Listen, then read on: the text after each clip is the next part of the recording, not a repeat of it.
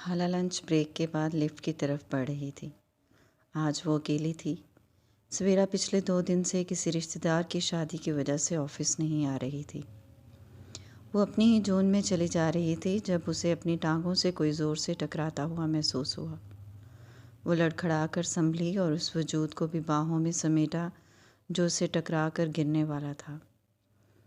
وہ ایک اذلان کی عمر کا کوئی بچہ تھا جو اسے اب غصے سے گھور رہا تھا۔ سنبھل کر بیٹا، ابھی چوٹ لگتی آپ کو؟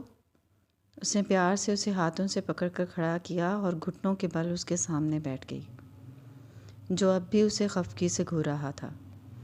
کہاں بھاگے جا رہے تھے؟ حالہ نے پیار سے اس کے ناک کو چھو کر پوچھا اور ارد گرد نگاہ دوڑائی۔ کس کا بچہ تھا؟ مجھے میرے بابا پاس جانا ہے، چھوڑو مجھے۔ بچہ اس کی باہوں میں مچل گیا اور پھر اگلے ہی پل وہ حالہ کے ہاتھوں سے نکل کر لفٹ کے سامنے جا کھڑا ہوا۔ حالہ بھی تقریباً بھاگتی ہوئی اس کے قریب پہنچی۔ وہ اچھل اچھل کر لفٹ کا بٹن دبانے کی کوشش میں تھا۔ سرخ نکر پر زرد رنگ کی سلیو لیس ٹی شرٹ میں ملبوس وہ بہت خوبصورت بچہ تھا جس کا کوئی والی وارث نظر نہیں آ رہا تھا۔ بیٹا، یہ آپ سے نہیں ہوگا، مجھے بتاؤ کس کے ساتھ آئے ہو اور کہاں جانا ہے؟ حالہ نے اس کے ننھے سے ہاتھ کو تھامتے ہوئے قریب کیا۔ نہ جانے کیوں اسے دیکھ کر اذلان کی یاد ستائی، جبھی تو وہ اسے اگنور نہیں کر سکی۔ نہیں، چھوڑو مجھے، چھوڑو۔ بچہ پھر سے اپنا ہاتھ چھڑوانے کی کوشش میں تھا جسے وہ مضبوطی سے گرفت میں لیے ہوئے تھی۔ اچانک اسے اپنے بیگ میں رکھی چاکلیٹ کا خیال آیا۔ وہ خود تو میٹھے کی شوقین تھی ہی، لیکن اذلان کی وجہ سے بھی وہ ایسی چیزیں ہمیشہ اپنے پر سی۔ میرے پاس آپ کے لیے کچھ ہے، چاہیے آپ کو؟ حالہ نے ایک ہاتھ اپنے پرس میں ڈالتے ہوئے انتہائی پرتجسس لہجے میں اسے پچکارا۔ بچہ واقعی اب پلکیں جھپکاتا اسے دیکھنے لگا۔ پہلے آپ کو اچھا بچہ بن کر میری بات ماننی ہوگی۔ حالہ نے محبت سے اس کا گال کھینچا اور پھر بالکل اسی کی طرح پلکیں جھپکاتے ہوئے پرس سے ایک عدد چاکلیٹ نکال کر اس کے ہاتھ میں تھما دی۔ بچے چاکلیٹ کے دیوانے ہوتے ہیں اور یہاں بھی یہی ہوا۔ وہ جھٹ سے چاکلیٹ پکڑ کر اپنا ہاتھ چھڑوانا بھول گیا۔ حالہ جھک کر اسے چاکلیٹ تھما رہی تھی جب عقب سے شائستہ اور پروکار آواز سماعت سے ٹکرائی۔ ہیلو۔ حالہ نے حیرت سے مڑ کر دیکھا تو ویل چیئر پر بیٹھی نفیس خاتون اس کی طرف کچھ حیرت اور متاثر کن نگاہوں سے دیکھ رہی تھی۔ نین تارا آج رؤف چند اہم کاموں کے لیے آئی تھیں۔ رؤف کی زندگی میں تو انہیں کبھی یوں چھوٹے موٹے دستخط اور چند شیئرز کے کاموں کے لیے رؤف نہیں آنا پڑتا تھا۔ جس کو جو کام ہوتا تھا فائلز اٹھائے رؤف ولاس چلا آتا تھا۔ لیکن اب دامیر اپنے اصولوں میں بہت سخت تھا، اس لیے انہیں اپنے کسی بھی کام کے لیے خود رؤف آنا پڑتا تھا۔ وہ اقسم کو اسکول سے واپس لیتے ہوئے سیدھا رؤف آئی تھیں۔ ویسے تو روزی بھی ان کے ساتھ تھی، لیکن وہ چند منٹ پہلے ہی ریسٹ روم کی اجازت لے کر گئی تھی اور اسی دوران اقسم ان کی نظروں سے اوجھل ہو گیا اور وہ اسے ہی تلاش کرتی یہاں لابی میں آئی تھیں جب ایک پیاری سی لڑکی کو اقسم پر جھکے ہوئے دیکھا۔ ہلکے گلابی جوڑے میں ملبوس وہ لڑکی اقسم کا ہاتھ تھامے اسے محبت سے چاکلیٹ دے رہی تھی۔ حالہ اب دلکش مسکراہٹ سجائے نین تارا کی طرف متوجہ تھی۔ ہیلو، تو یہ آپ کے ساتھ ہے؟ سوری، لفٹ میں اکیلے جانے کی ضد کر رہا تھا تو میں نے… نین تارا نے نرمی سے بات کاٹی۔ نو پرابلم، بلکہ مجھے تھینکس کہنا چاہیے، آپ نے بر وقت اسے سنبھال لیا۔ میرا گرینڈ سن ہے۔ اچھا، ماشاء اللہ، بہت پیارا بچہ ہے۔ حالہ نے چاکلیٹ کھاتے اقسم کے گال کھینچتے ہوئے تعریف کی۔ ہاں، اور بہت نوٹی بھی۔ نین تارا نے لقمہ دیا تو اس نے ہنستے ہوئے تائید میں سر کو جنبش دی اور پھر نرمی سے مستفسر ہوئی۔ آپ یہاں کس کام سے آئی ہیں؟ میں کچھ ہیلپ کر سکتی ہوں کیا؟ کہاں جانا ہے آپ کو؟ نین تارا اس کی خوبصورتی اور سیرت کے بعد اس کے میٹھے لہجے کی بھی گرویدہ ہوئیں۔ نو، کام ہو گیا ہے۔ وہ دراصل میرا بیٹا… وہ ابھی بات کی تمہید ہی باندھ رہی تھی جب نگاہ اقسم پر پڑی جو نظر بچا کر پھر سے لفٹ کی طرف بھاگا جا رہا تھا۔ یقیناً وہ چاکلیٹ ختم کر چکا تھا۔ وہ گڑبڑا کر ویل چیئر کا بٹن دباتے ہوئے چیخیں، اقسم ڈونٹ گو دیئر۔ میں دیکھتی ہوں۔ خالہ نے ہاتھ کے اشارے سے ان کو ٹھہرنے کا کہا اور خود تقریباً بھاگتی ہوئی اقسم تک پہنچی۔ Aqsam stop, look at this, I have more chocolates for you. Aqsam پھر سے اس کی پکار پر رک گیا۔ خالہ اپنے پرس میں ہاتھ ڈالے کھڑی تھی اور آنکھیں اس کو پچکارتے ہوئے چمکا رہی تھی۔ کم، اس نے محبت سے اقسم کو اپنی طرف آنے کا اشارہ کیا۔ نین تارا یہ سارا منظر نہایت دلچسپی سے دیکھ رہی تھیں۔ اقسم قریب آیا تو خالہ نے نہ صرف اسے پھر سے چاکلیٹ دی بلکہ اسے گود میں اٹھائے نین تارا کے قریب لے آئی۔ یہ تو ایسے آپ کو بہت تنگ کرے گا۔ آپ کا بیٹا یہیں جاب کرتا ہے؟ کس ڈپارٹمنٹ میں ہے؟ وہ اقسم کو گود میں اٹھائے نین تارا سے مخاطب تھی، جو نہایت پرسوچ انداز میں اسے نظر بھر کر دیکھ رہی تھیں، اور پھر گہری مسکراہٹ سمیت سر اس بات میں ہلاتے ہوئے بولی، ہاں یہی ہوتا ہے میرا بیٹا۔ اچھا، اسی لیے یہ اپنے بابا کے پاس جانے کی ضد کر رہا تھا۔ چلیں مجھے بتائیں کس فلور پر جانا ہے، میں لے چلتی ہوں آپ کو۔ خالہ اپنی مخصوص ہمدردانہ فطرت سے مجبور پیشکش کر رہی تھی۔ نہیں نہیں، مجھے اپنے بیٹے سے نہیں ملنا ہے، میں تو بس جانے والی ہوں، اس کی نینی کا ویٹ کر رہی ہوں۔ وہ ریسٹ روم کی طرف گئی تھی، ابھی تک آئی نہیں ہے۔ اوہ اچھا، چلے میں اس کو بلواتی ہوں۔ کیا نام ہے اس کا؟ خالہ نے اقسم کو گود سے اتار کر زمین پر کھڑا کیا۔ ارے نہیں، آ جائے گی وہ، تمہیں تکلیف ہوگی، یوں اپنا کام چھوڑ کر اسے تلاش کرتی رہو گی۔ نین تارا نے نفی میں سر ہلاتے ہوئے منع کیا تو وہ کچھ سوچ کر رک گئی اور پھر کندھے اچکائے۔ کام کا کیا ہوتا ہے، ہوتا رہے گا۔ ایسا کرتے ہیں میں آپ کے پاس بیٹھ جاتی ہوں، نینی آتی ہے تو پھر میں چلی جاؤں گی۔ چلیں وہاں بیٹھتے ہیں۔ خالہ نے مسکراتے ہوئے نئی پیشکش کی اور لابی کے وسط میں لگے صوفوں کی طرف اشارہ کیا، جو گلائی کی صورت میں لگے تھے۔ نین تارا نے مشکور نگاہوں سے خالہ کی طرف دیکھا، اور تیسری متاثر کن بات اس کا خلوص تھی۔ ویسے تمہیں اپنے باس سے ڈر نہیں لگتا؟ نین تارا نے ویل چیئر کا بٹن پریس کرتے ہوئے سرسری لہجے میں پوچھا، کیونکہ وہ جانتی تھیں اگر دامیر کو اس بات کی بھنک بھی لگی کہ ان کی وجہ سے رؤف کا کوئی امپلائی اپنا کام چھوڑ کر مصروف رہا تو وہ یقیناً ناراض ہوگا۔ خالہ اب اقسم کا ہاتھ تھامے قدم قدم ان کی ویل چیئر کے ساتھ چل رہی تھی۔ اف، یقیناً آپ کا بیٹا بھی دامیر رؤف سے ڈرتا ہوگا۔ نین تارا اس کی بات پر ہنس دیں، اور اس سے پہلے کہ وہ اسے بتاتیں کہ دامیر رؤف ہی ان کا بیٹا ہے، خالہ اپنی عادت سے مجبور نان سٹاپ بات جاری رکھے ہوئے تھی۔ سچ بتاؤں، یہاں سب دامیر رؤف سے ڈرتے ہیں سوائے میرے۔ اس کی بات سن کر نین تارا کے الفاظ منہ میں ہی رہ گئے، اور وہ اسے اپنے اور دامیر کے رشتے کے بارے میں بتانے کا ارادہ ترک کرتے ہوئے دلچسپی سے مستفسر ہوئیں۔ اچھا، واہ، تم تو اس سے نہیں ڈرتی ہو؟ وہ لوگ صوفے کے پاس پہنچ چکے تھے۔ خالہ نفی میں سر ہلاتے ہوئے اقسم کو ساتھ لیے صوفے پر بیٹھ گئی، جبکہ نین تارا اس کے سامنے ویل چیئر پر موجود تھیں۔ بالکل بھی نہیں، ضرورت ہی کیا ہے؟ مجھے تو یہ لگتا ہے کہ سب نے بیکار کا ہوا بنا رکھا ہے۔ ہائے دامیر رؤف، اف دامیر رؤف، اور وہ صاحب ہیں کہ اسی ضم میں سب کا سانس سکھائے رکھتے ہیں۔ اچھا، یہ تو بہت انٹرسٹنگ انفارمیشن ہے۔ نین تارا بمشکل اپنی ہنسی دبائے منہ پر انگلیاں رکھے دلچسپی سے اسے دیکھ رہی تھیں، جو اس سادگی میں بھی حسن کا پیکر اور یوں پٹر پٹر بولتی ہوئی بھی معصوم لگ رہی تھی۔ ہاں، آپ اپنے بیٹے کو بھی سمجھائیں کہ کوئی ضرورت نہیں ہے ڈرنے کی۔ ہم محنت کرتے ہیں، تنخواہ لیتے ہیں، کوئی غلام تھوڑی ہیں، اور نہ وہ کسی سلطنت کا شہنشاہ ہے کہ اس سے یوں ڈرا جائے۔ خالہ نے ہوا میں ہاتھ نچاتے ہوئے مفید مشورہ دیا تو نین تارا، جو اس وقت سے اپنی ہنسی دبائے بیٹھی تھی، بے ساختہ ہنس دیں، اور پھر نگاہ اقسم پر پڑی جو چاکلیٹ سے لتھڑے ہاتھ شرٹ سے صاف کرنے جا رہا تھا۔ اقسم ڈونٹ ڈو دس۔ نین تارا کی پکار پر خالہ اقسم کی طرف متوجہ ہوئی اور پھر اس کے دونوں ہاتھ تھام لیے۔ ارے نو، ویٹ۔ خالہ نے اس کے دونوں ہاتھ اپنے ایک ہاتھ کی گرفت میں کیے اور پھر پرس سے گیلا ٹیشو نکالا۔ اس کا بیگ تھا کہ عمر یار کی زنبیل۔ نین تارا بغور اسے دیکھ رہی تھی، جو اب اقسم کے ہاتھ صاف کرتے ہوئے پوچھ رہی تھی، کتنا سویٹ نیم ہے اقسم، کس نے رکھا ہے؟ میں نے۔ نین تارا کے جواب پر اس نے حیرت اور خوشی سے آنکھیں اٹھا کر ان کی طرف دیکھا، اور پھر لگ بھی رہا ہے، آپ خود بھی بہت سویٹ ہیں۔ انفیکٹ آپ لگتی ہی نہیں ہیں کہ آپ دادی بھی ہو سکتی ہیں۔ تعریف بہت اچھے انداز میں کر لیتی ہو، لیکن یہ تو کچھ زیادہ ہے۔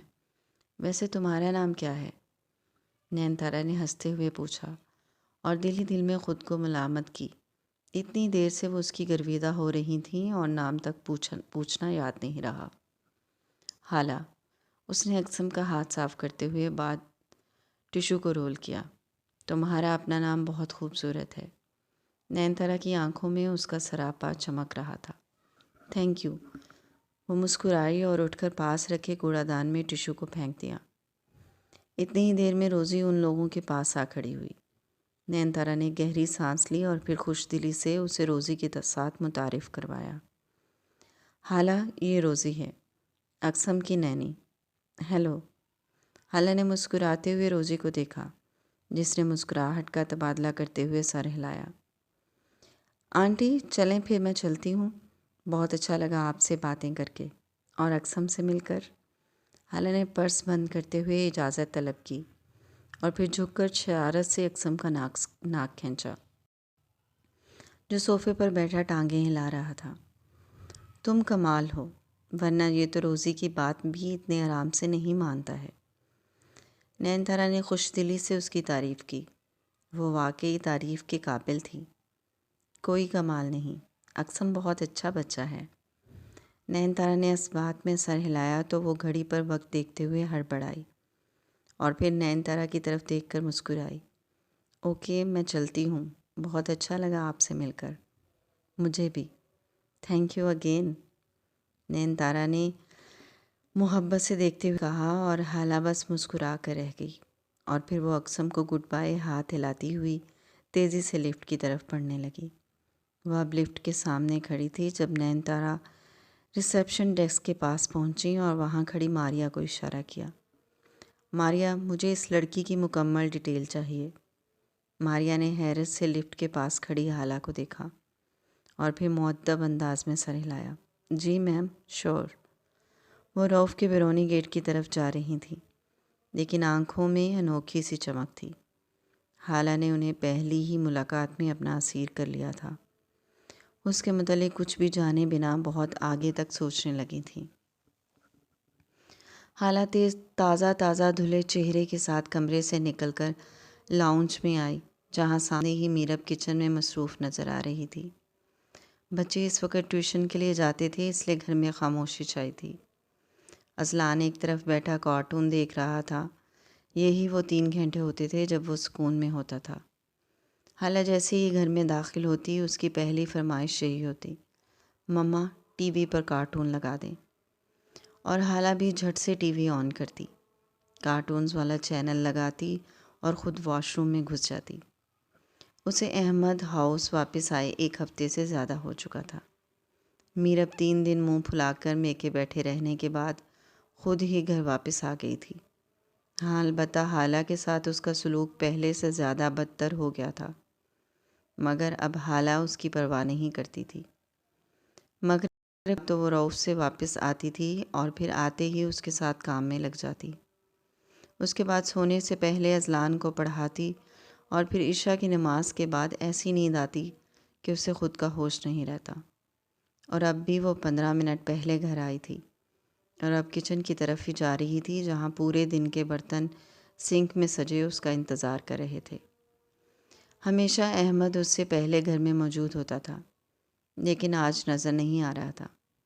اس سے پہلے کہ وہ کچن میں پہنچتی، لاؤنج سے باہر کی طرف کھلتی کھڑکی سے سامنے کے منظر کو دیکھ کر اس کی چیخ برآمد ہوئی۔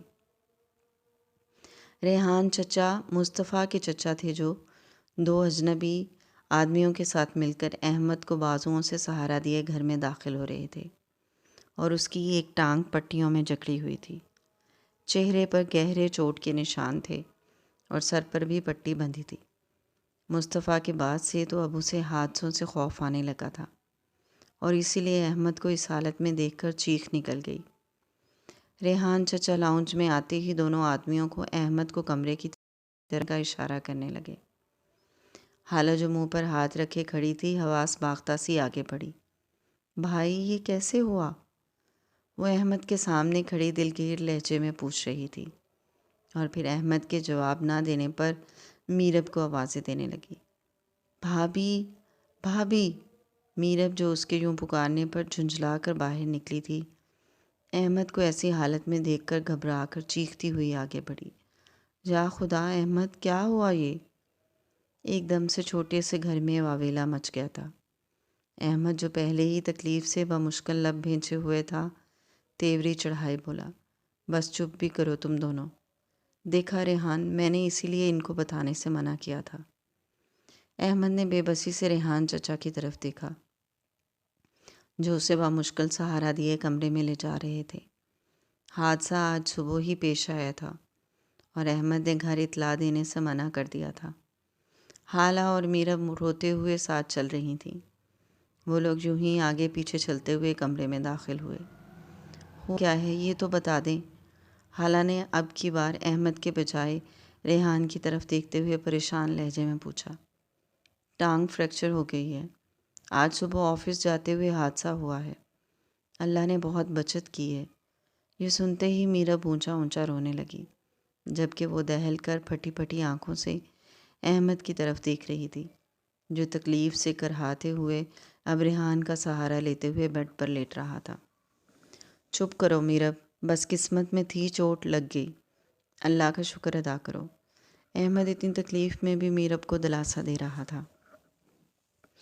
ریحان اسے بیڈ پر لٹا کر سیدھا ہوا اور پھر حالہ کی طرف دیکھتے ہوئے مخاطب ہوا۔ ڈاکٹر نے شوگر کی وجہ سے بہت احتیاط کرنے کا کہا ہے، فل بیڈ ریسٹ بتایا ہے۔ احمد نے فوراً اس کی بات کاٹی۔ نہیں، کوئی بیڈ ریسٹ نہیں بتایا، میں بالکل ٹھیک ہوں، بس معمولی چوٹ ہے، 2 سے 3 دن میں ٹھیک ہو جاؤں گا۔ تم بس آفس میں 3 دن کی چھٹی ہی اپلائی کرنا۔ احمد کیسی بچوں جیسی باتیں کرتے ہو، یہ فریکچر ہے، 2-3 دن نہیں بلکہ ٹھیک ہونے میں 2 سے 3 مہینے لگ سکتے ہیں۔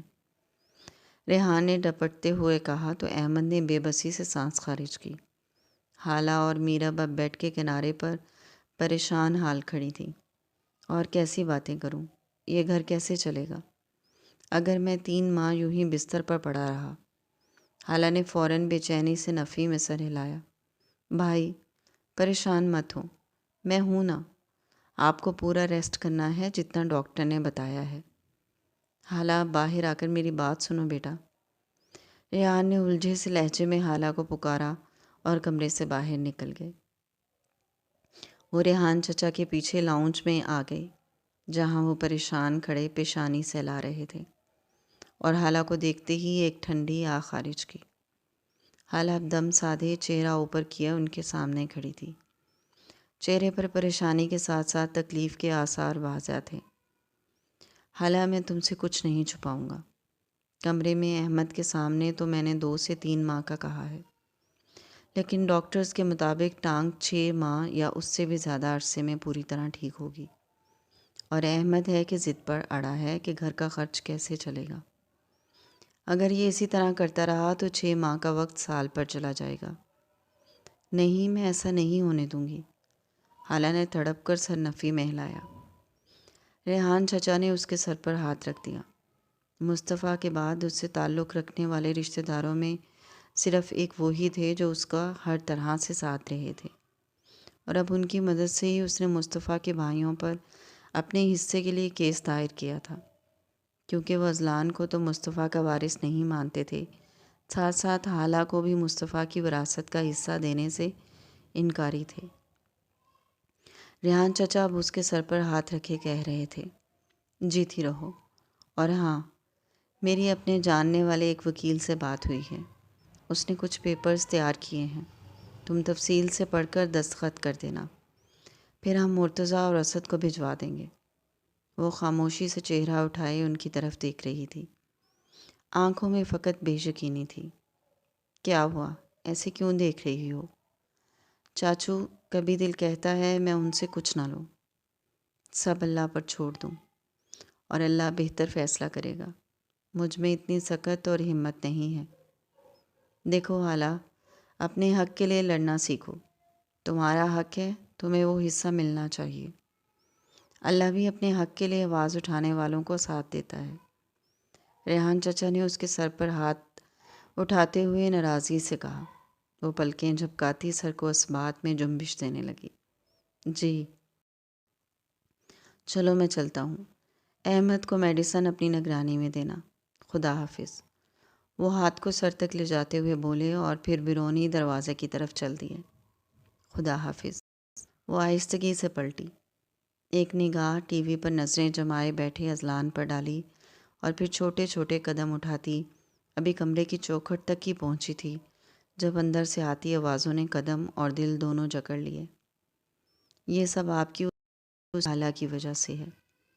جب سے وہ گھر میں آئی ہے ایک ایک کر کے ہمارا سارا سکون برباد ہو رہا ہے۔ میرا غصے میں بول رہی تھی، اس کے لہجے سے جیسے آگ برس رہی تھی جس نے اس کے دل کو جلا کر بھسم کر دیا۔ میرا اب چپ کر جاؤ، کچھ میری حالت پر ہی رحم کرو، خدا کا واسطہ ہے۔ احمد کے لہجے میں نکاہت تھی۔ خدا کا واسطہ آپ کو ہے احمد، کچھ ہمارا بھی احساس کر لیں۔ ہم بھی تو کچھ لگتے ہیں آپ کے، حالانکہ محبت سے نکلیں تو ہمارا احساس ہو۔ بتائیں کیسے ہوگا یہ سب؟ حالانکہ پہلو میں گرے ہاتھ مٹھیوں کی صورت میں بند ہوئے۔ یعنی زندگی کو ابھی اور کتنی آزمائشوں کا سامنا کرنا تھا۔ اس نے پلکیں بند کیں اور پھر کرب سے کھولیں۔ وہ تیزی سے کمرے میں داخل ہوئی۔ میرب بیڈ پر احمد کے سامنے بیٹھی تھی۔ احمد اس کو دیکھتے ہوئے ندامت سے نگاہیں چرانے لگا، جبکہ میرب ناک پھلائے گردن کڑائے منہ پھیر گئی۔ حالہ بیڈ کی پائنتی پر آ کر کھڑی ہوئی اور پھر دھیمے لہجے میں بولی، فکر نہ کریں بھابھی، میں اٹھاؤں گی سارے اخراجات۔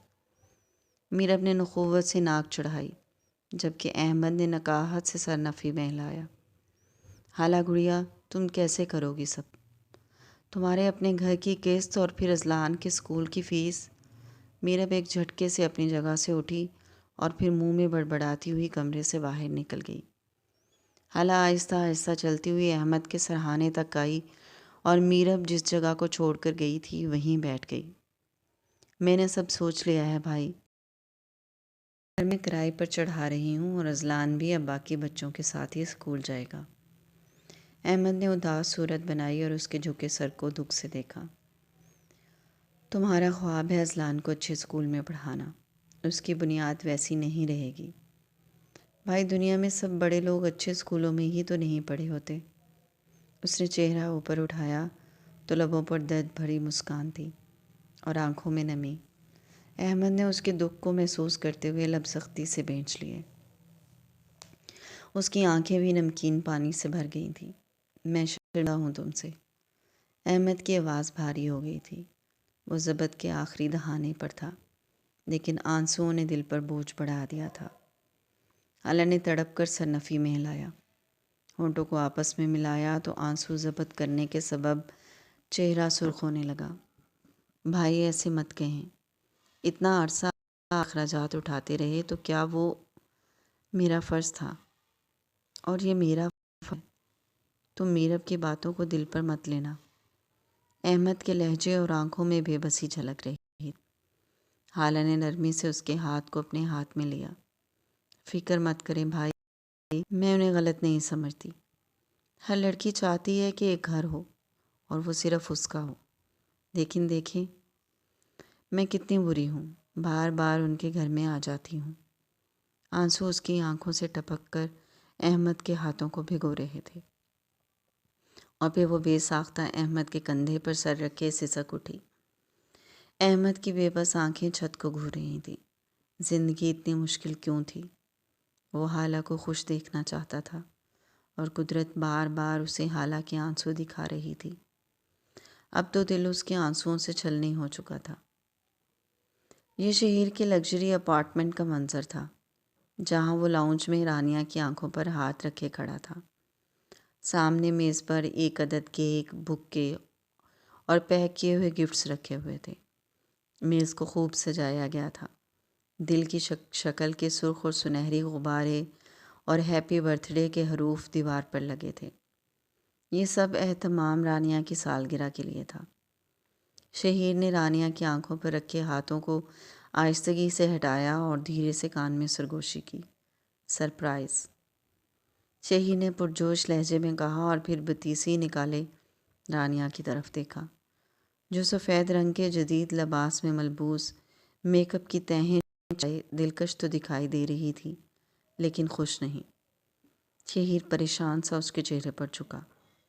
کیا ہوا، خوش نہیں ہو؟ رانیہ نے ساکن سی نگاہیں اس کی طرف پھیری اور پھر سپاٹ لہجے میں بولی، تم اچھی طرح جانتے ہو میری خوشی کس بات سے جڑی ہے۔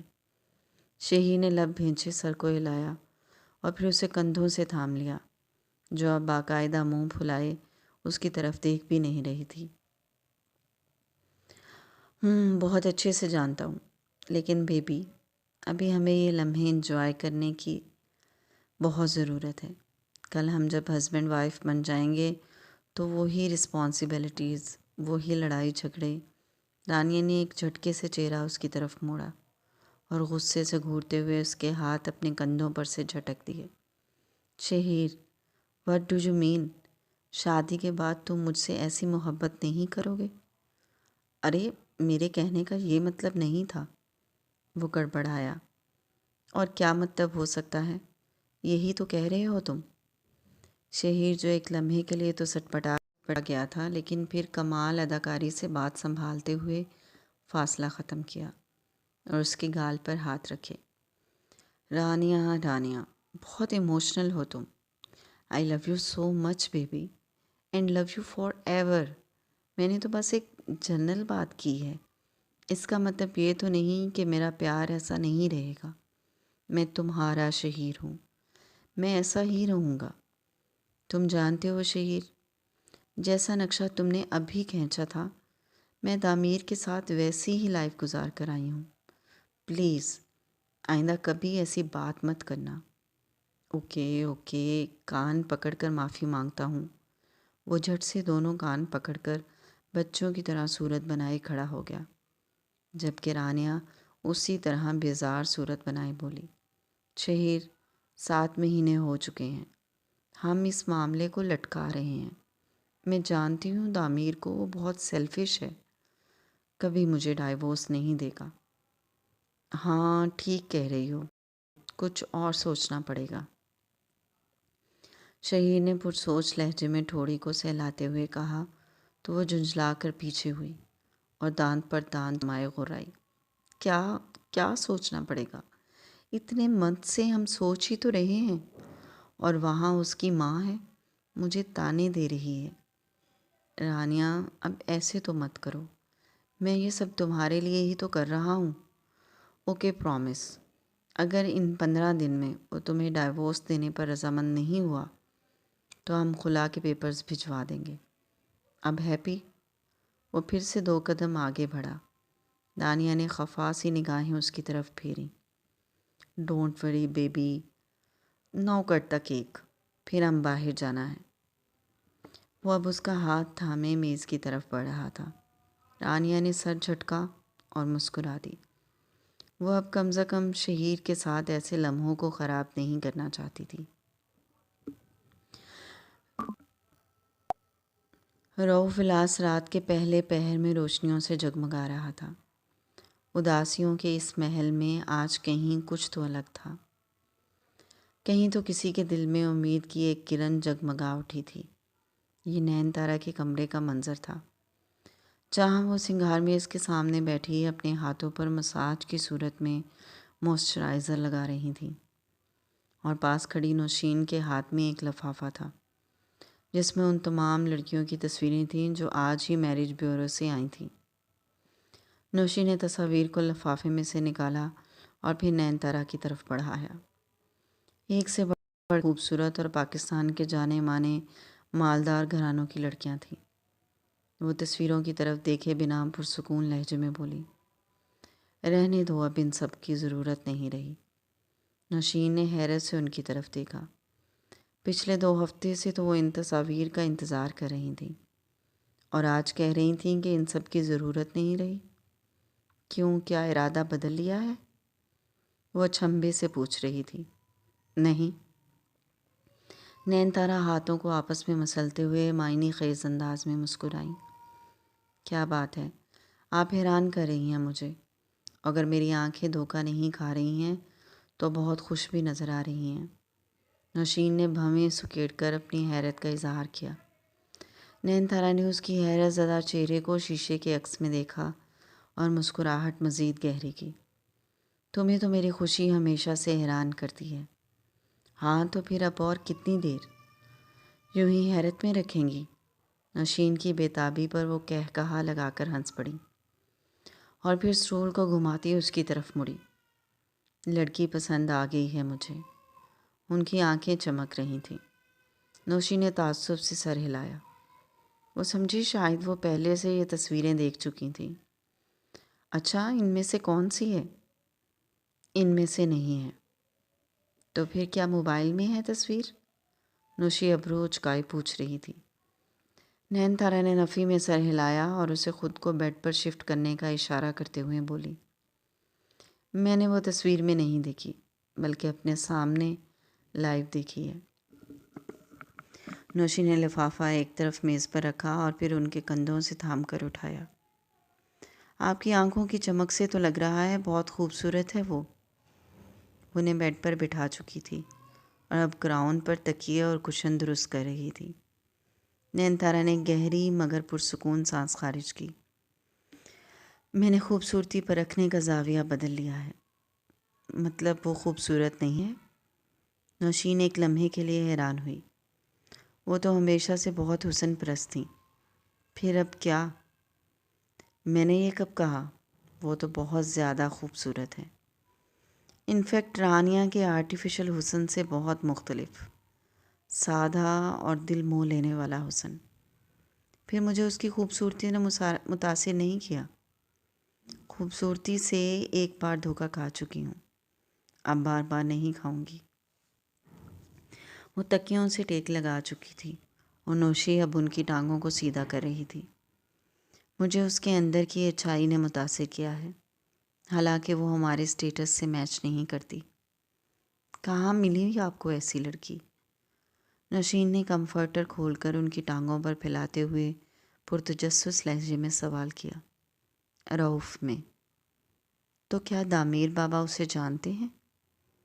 نوشین کے ہاتھ ایک لمحے کے لیے تھمے۔ نین تارا نے کندھے اچکائے۔ وہ رؤف میں نہیں ہے۔ یہ بھی نہیں جانتی کہ میں دامیر کی موم ہوں، لیکن شاید دامیر کو جانتی ہے، پر ڈرتی نہیں ہے۔ وہ ایک بار پھر حالہ کی باتیں یاد کرتے ہوئے ہنس دیں۔ اچھا، یہ تو بہت اچھی بات ہے۔ تو پھر دیر کس بات کی ہے؟ نین تارا نے فوراً دونوں ہاتھ ہوا میں کھڑے کیے۔ میں نے کل اسے دیکھنے کے بعد بہت سے ارادے بدل لیے۔ میں اب پچھلی دفعہ کی غلطیاں نہیں دہراؤں گی اور نہ ہتھیلی پر سرسوں جماؤں گی۔ میں اس لڑکی کو پرکھنا چاہتی ہوں، اس سے چند ایک بار اور ملنا چاہتی ہوں۔ وہ اپنا اٹل ارادہ بتا رہی تھیں۔ نگاہیں ایک غیر مرئی نقطے پر جمی تھیں۔ نوشین نے تائید میں سر ہلا دیا۔ بالکل ایسا ہی ہونا چاہیے۔ ویسے میں نے ماریا سے کہا ہے کہ اس کی انفارمیشن مجھے دے، پر میں پھر سے رؤف جاؤں گی، اس سے ملوں گی۔ تم دامیر سے اس بات کا ذکر نہ کرنا، اس کا کچھ اعتبار نہیں، اس کو آفس سے ہی نکال دے۔ نین تارا نے پریشانی سے اپنا ڈر بتایا تو نوشین نے فوراً نفی میں سر ہلایا۔ جی جی بے فکر رہیں، یہ بات صرف ہم دونوں کے درمیان رہے گی۔ نین تارا نے مسکرا کر سر اس بات میں ہلایا اور آنکھیں موند دیں۔ حالہ کا معصوم چہرہ ان کی آنکھوں کے سامنے تھا۔ وہ لڑکی ان کے حواسوں پر چھا گئی تھی۔ میرے دامیر کی حالہ، انہوں نے آہستہ آواز میں خود ساختہ سرگوشی کی۔ رؤف میں خلاف معمول چہل پہل تھی اور اس چہل پہل کا سبب رؤف میں آنے والی سالانہ تقریب اور سالانہ تقریب کا سارا کرتا دھرتا HR ڈپارٹمنٹ تھا، اسی لیے پچھلے ایک ہفتے سے ان کی دوڑیں لگی ہوئی تھیں، اور اب بھی وہ اور سویرا اپنی اپنی سیٹ پر بیٹھی کام کر رہی تھی۔ سویرا ہمیشہ کی طرح جینز ٹاپ میں، جبکہ وہ اجرک پرنٹ کھلے سے کرتے میں چنری اسکارف گلے میں لپیٹے ہوئے تھی۔ وہ دونوں ہلکی پھلکی باتیں کرتے ہوئے کام میں مصروف تھیں جب ڈپارٹمنٹ کے ہیڈ منظور ادوانی ان کے کیبن میں داخل ہوئے۔ ان کے ہمراہ ان کی سینئر عدیلہ بھی تھی۔ حالہ اور سویرا ان کو دیکھتے ہی اپنی جگہ سے اٹھ کھڑی ہوئیں۔ ہیلو سر، وہ سنجیدگی سے سر ہلا کر حالہ کی طرف دیکھتے ہوئے مخاطب ہوا۔ مس حالہ، اینول فنکشن کے لیے دامیر رؤف کے ساتھ جو میٹنگ ہے وہ آپ اٹینڈ کریں گی۔ سویرا اور عدیلہ، آپ دونوں میرے آفس میں آئیں، کچھ ڈیوٹیز ہیں جو سب کو اسائن کرنی ہیں۔ میں اس اچانک آفتاب پر حالہ کی گگی بن گئی۔ چہرے کا بدلتا رنگ صاف واضح تھا۔ حالہ کچھ سیکھنا چاہتی ہیں کہ نہیں؟ منظور نے گھورتے ہوئے سخت لہجے میں کہا تو وہ جو صاف انکار کرنے جا رہی تھی ایک دم سے سر جھکا گئی۔ وہ چند سیکنڈ اس کے جھکے سر کو گھورتا رہا اور پھر سویرا کی طرف دیکھا۔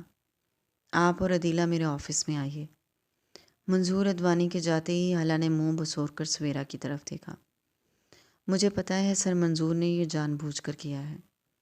انہیں اب بھی شک ہے کہ دامیر رؤف تک شکایت میں نے ہی پہنچائی تھی۔ حالہ کیوں اتنی پریشان ہو رہی ہو؟ تمہیں تو دامیر رؤف سے ڈر نہیں لگتا نا؟ سویرا نے شرارت سے پھولے چہرے کو اوپر اٹھایا۔ حالہ نے بے چارگی اور بے بسی سے دونوں ہاتھ پہلو میں گرائے۔ ہاں بالکل ڈر نہیں لگتا، لیکن مجھے وہ اچھا بھی نہیں لگتا، اور جب سے سویرا نے اس کے بازوؤں کو دبوچ کر قریب کیا اور دبی دبی آواز میں گرائی، حالانکہ بچی پاگل ہو کیا؟ عدیلہ جیسے بھانڈے کے سامنے سب کیوں بکنے جا رہی ہو؟ سویرا کا اشارہ کچھ دور کھڑی عدیلہ کی طرف تھا، جو کمپیوٹر پر جھکی کچھ دیکھ رہی تھی۔ وہ فوراً محتاط ہوئی تو سویرا نے اس کے کندھے پر ہاتھ رکھے تسلی دی۔ کچھ نہیں ہوگا، جاؤ۔ تمہیں کس بات کا ڈر ہے؟ تم تو حالہ ہو۔ گلٹ تو ہے نا؟ اس دن کیسے اس نے مجھے بیوقوف بنا کر سب اگلوایا، اور اس کے بارے میں میرے سارے نادر خیالات، وہ بھی تو میں نے اگل دیے تھے۔ حالہ بھی اب دبے دبے لہجے میں لب کچلتے ہوئے اپنی اصل پریشانی سے آگاہ کر رہی تھی۔ سویرا نے جیسے تعسف بھری سانس خارج کی۔ تو اس نے اس پر کوئی ری ایکٹ کیا؟ نہیں نا۔ اگر اسے تمہارے ان نادر خیالات سے کوئی فرق پڑتا تو اس وقت تم یہاں نہ ہوتی۔ یہ بات اپنی چھوٹی سی کھوپڑی میں گھسا لو۔ حالہ نے ایک جھٹکے سے چہرہ اٹھایا اور پھر آنکھیں چھوٹے کیے خفگی سے اسے دیکھا۔ وہ اس وقت اسے بہت ظالم لگ رہی تھی۔ اب ایسے کیا دیکھ رہی ہو؟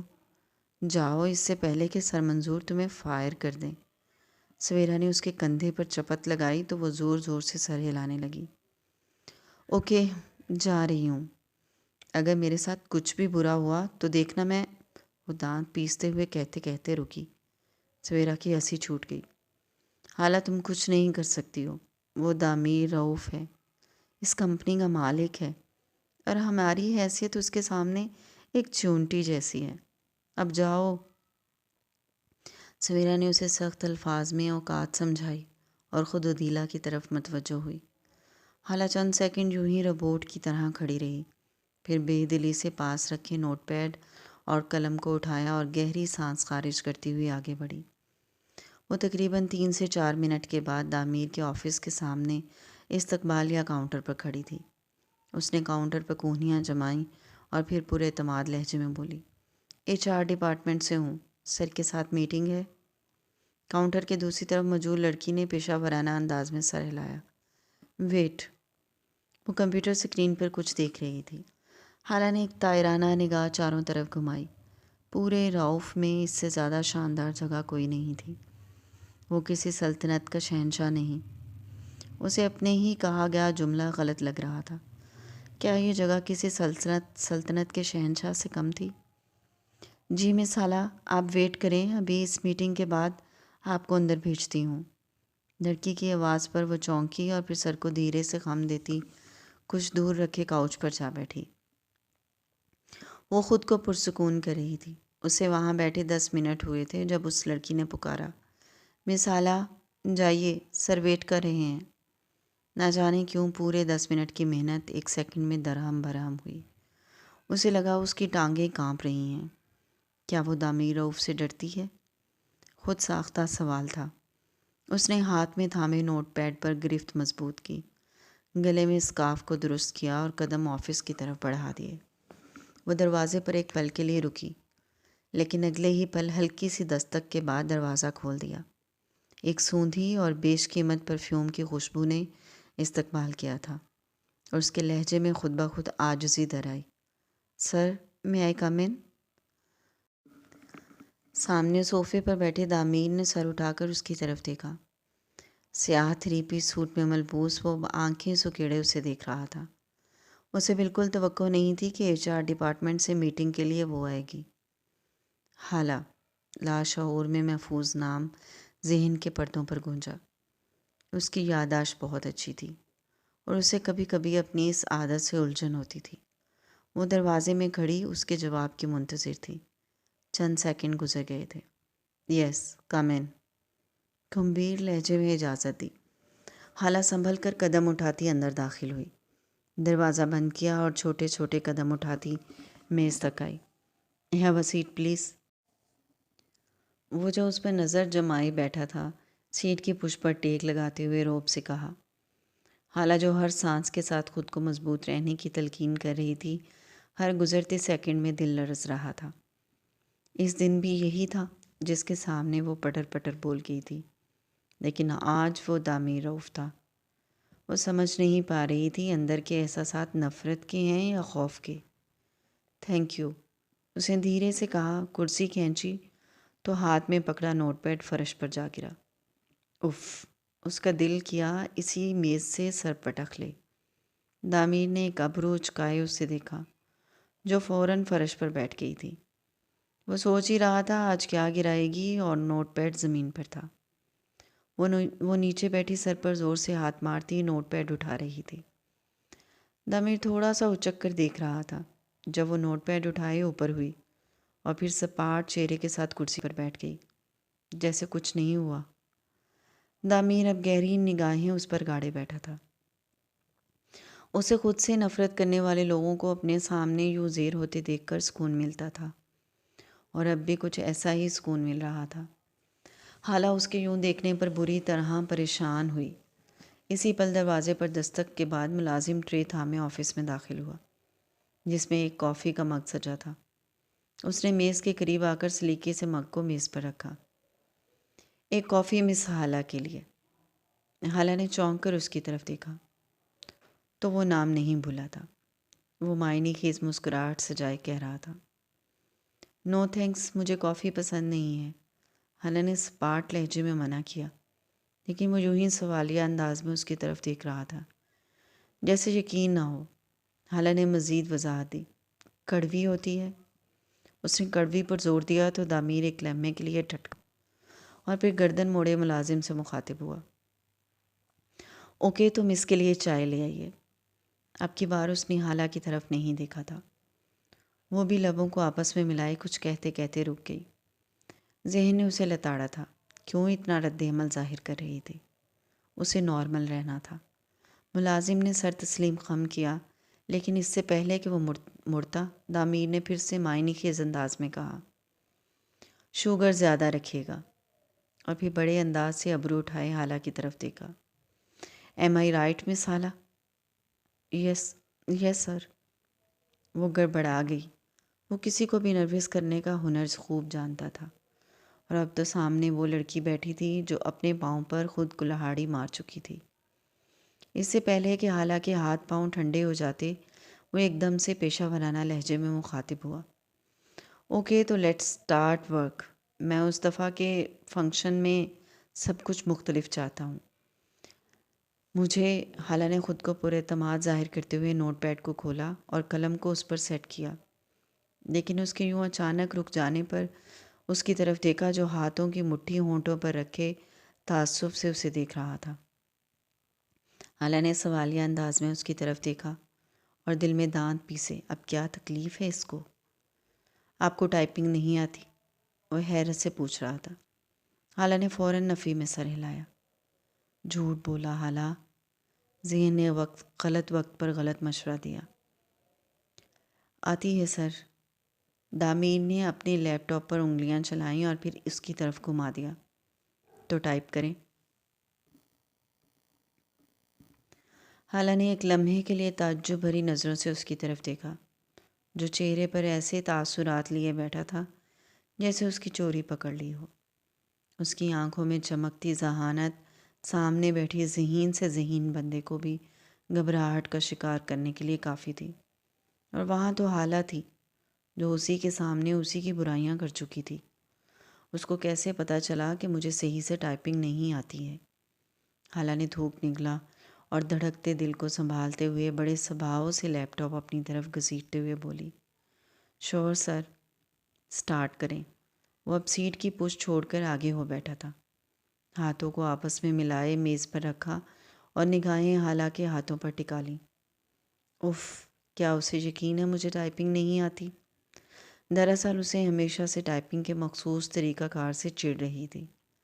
پورے کی بورڈ پر انگلیاں سیٹ کرنا اور پھر ایک خاص ترتیب میں ٹائپنگ کرنا، وہ صرف ایک فنگر سے ٹائپنگ کرتی تھی اور اب تک وہی کرتی آئی تھی، اور اس ٹائپنگ میں اس کی اچھی خاصی رفتار تھی۔ لیکن اب دامیر کے سامنے وہ یوں ایک فنگر سے تو ٹائپ نہیں کر سکتی تھی۔ وہ بولنا شروع ہو چکا تھا اور حالہ جوں کی رفتار سے انگلیاں کی بورڈ کی کیز پر ٹپ ٹپا رہی تھی۔ اوکے، تو میں یہ کہہ رہا تھا کہ اس دفعہ کا اینول فنکشن میرے لیے بہت امپورٹنٹ ہے، کیونکہ اس میں فورن ڈیلیگیٹس بھی آ رہے ہیں۔ ان کے پروٹوکول کی لسٹ ریڈی کر لیں، اس میں کوئی کوتاہی نہیں ہونی چاہیے۔ نمبر ایک تو یہ کہ فنکشن کے لیے ان کے ڈریسز بھی ہماری کمپنی ارینج کرے گی، اور میں چاہتا ہوں وہ تمام پاکستانی ٹریڈیشنل ڈریسز ہونے چاہئیں۔ ایک دم سے خاموش ہوا۔ ہمیں اکٹھی ہوئیں اور لب بھیج لیے۔ حالہ جو سر جھکائے پریشان صورت کے ساتھ ٹائپنگ کرنے میں کی کوشش کر رہی تھی، خاموشی چھا جانے کے باعث سوالیہ انداز میں چہرہ اوپر اٹھایا۔ دامیر ایک ہاتھ ٹھوڑی پر ٹکائے گہری نظروں سے اسے گھور رہا تھا۔ چہرہ بے حد سنجیدہ تھا۔ حالہ متوجہ ہوتے ہی وہ طنزیہ لہجے میں مخاطب ہوا، مس حالہ، میرا آپ کے ساتھ شام تک بیٹھے رہنے کا کوئی ارادہ نہیں ہے۔ وہ گڑبڑا سی گئی اور پلکیں یوں جھپکا رہی تھی جیسے اس کی بات سمجھ نہ آئی ہو۔ دامیر کے ماتھے پر ہلکے سے بل پڑے۔ یہ جس طرح آپ ٹائپنگ کر رہی ہیں یقیناً شام ہو جائے گی۔ سوری سر، آئی تھنک آپ کو ٹائپنگ نہیں آتی ہے۔ دامیر نے گہری سانس لیتے ہوئے وثوق سے کہا تو حالہ نے پٹ سے پلکوں کی جھالر اٹھا کر اس کی آنکھوں میں جھانکا۔ زبان تالوے سے جا چپکی۔ ٹائپنگ رؤف میں ہائرنگ کی فرسٹ 5 رولز میں سے ایک ہے۔ آپ نے انٹرویو کیسے پاس کر لیا تھا؟ وہ بہت روب سے پوچھ رہا تھا۔ اف، اس بے عزتی نے تو حالہ کے گال تپا دیے۔ مجھے ٹائپنگ آتی ہے مگر پراپر طریقے سے نہیں آتی ہے، وہ ہکلائی۔ آتی ہے مگر نہیں آتی؟ دامیر نے چھمبے سے بھویں اکٹھی کیں اور سر کچھ نہ سمجھی کے انداز میں جنبش دی۔ میرا کہنے کا مطلب ہے میں صرف ایک فنگر سے ساری ٹائپنگ کرتی ہوں اور میری سپیڈ بھی اچھی ہے۔ وٹ؟ ایک فنگر سے؟ وہ پہلے تو ایک دم حیران ہوا اور پھر چہرے کا رخ موڑ کر ہنسی دبانے کی ناکام کوشش کرنے لگا۔ حالہ کا دل چاہا خود زمین میں جا گڑے یا اسے گاڑ دے، جو اب باقاعدہ ہنس رہا تھا، اور ہنسی چھپانے کے لیے ہاتھ کو منہ پر رکھے ہوئے تھا۔ حالہ زبان کو منہ کے اندر گھماتے ہوئے اپنے جذبات کو کنٹرول کر رہی تھی، جو ابھی اسی وقت یہ جواب دامیر رؤف کے منہ پر مار جانے پر اکسا رہا تھا۔ وہ مشکل ہنسی کو کنٹرول کرتے ہوئے استحاضیہ لہجے میں پوچھ رہا تھا، آپ اسے ٹائپنگ کرنا کہتی ہیں؟ آپ کو ورڈز لکھے ہوئے چاہیے تو پھر کوئی ورڈ پاؤں سے ٹائپ کرے یا فنگر سے؟ بات میں تو دم ہے، دامیر نے کندھے اچکاتے ہوئے استحاضیہ کہا۔ حالہ کا چہرہ سرخ تھا اور میز کے نیچے چھپی مٹھیاں بھیجی ہوئی تھیں۔ چلیں پھر ہم بھی دیکھیں آپ کی یہ انوکھی ٹائپنگ۔ وہ اب بھی لبوں کے کونوں میں مسکراہٹ دبا رہا تھا۔ وہ کتنی مجبور تھی، چاہتی تو اس لمحے ایک جھٹکے سے اٹھتی، سامنے میز پر رکھا نوٹ پیڈ پوری قوت سے میز پر پٹکتی اور آفس سے باہر نکل جاتی، لیکن یہ تو دل کی خواہش تھی، وہ دماغ سے کام لے رہی تھی، وہ لیپ ٹاپ کو درست کر رہی تھی۔ شور سر، اس کا لہجہ کمزور پڑ گیا تھا، دامیر کی چوکس نگاہیں اس کے ہاتھوں پر جمی تھیں، اور اب وہ پہلے سے زیادہ تیزی کے ساتھ تمام تفصیلات لکھوا رہا تھا۔ حالہ اپنی پوری رفتار سے ٹائپنگ کر رہی تھی، اس انداز میں ٹائپنگ کرتے ہوئے ریلیکس تھی۔ دامیر چپ ہوا تو اس نے کچھ فخر سے گردن اکڑائے اس کی طرف دیکھا۔ ڈن۔ بڑے ضم کے ساتھ لیپ ٹاپ دامیر کی طرف موڑ دیا۔ دامیر نے پاس رکھی فلیش ڈرائیو اٹھائی اور لیپ ٹاپ میں لگائی۔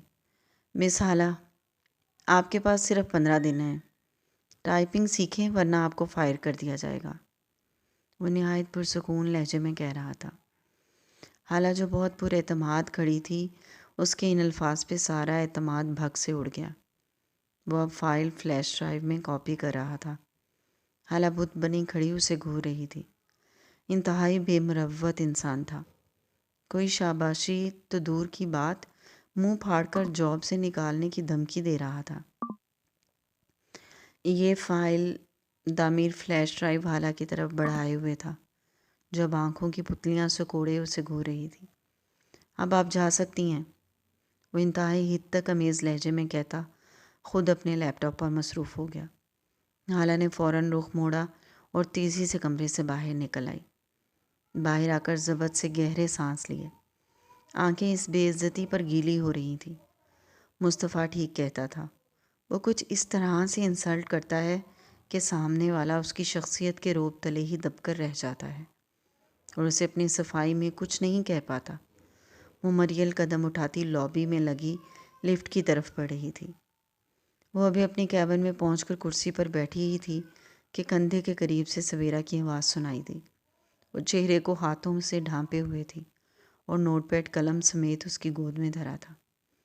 ہاں دیکھو تو، زندہ سلامت واپس آ گئی ہو۔ اس نے غصے سے سرخ چہرے پر سے ہاتھ ہٹائے اور گود میں رکھے نوٹ پیڈ کو پوری قوت سے میز پر پٹکا۔ سویرا نے بدک کر آنکھیں چپ کی۔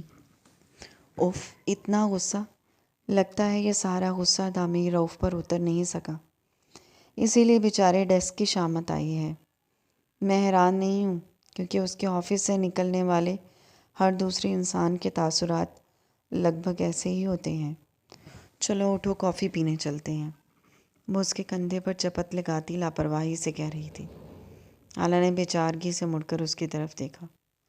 صرف 15 دن دیے ہیں مجھے ٹائپنگ سیکھنے کے لیے، اب اسے کون بتائے جو کام میں پچھلے 15 سال میں نہیں کر سکی وہ اب 15 دن میں کیسے کروں گی؟ کیا؟ میں سمجھی نہیں۔ سویرا پرتجسس انداز میں کرسی گھسیٹتی اس کے سامنے بیٹھ گئی، اور وہ اب آفس میں ہونے والی ساری روداد اسے گوش گزار کر رہی تھی۔ چند منٹ بعد وہ بات مکمل کر کے سویرا کی طرف متوجہ ہوئی۔ وہ منہ پر ہاتھ رکھے ہنس رہی تھی۔ حالہ نے خفگی سے گھورا۔ تم ہنس رہی ہو؟ برہمی سے پوچھا۔